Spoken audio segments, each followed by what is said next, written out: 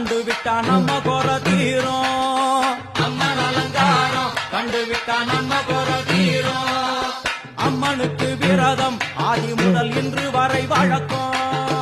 அம்மனுக்கு விரதம் ஆதி முதல் இன்று வரை வழக்கம். சமயபுரத்தில் நம்மை வாழ வைக்க மாறியும் விரதம் கொண்டாளே மாறி அம்மன் அலங்காரம் தினம் தினம் காண வரம் வேணும்.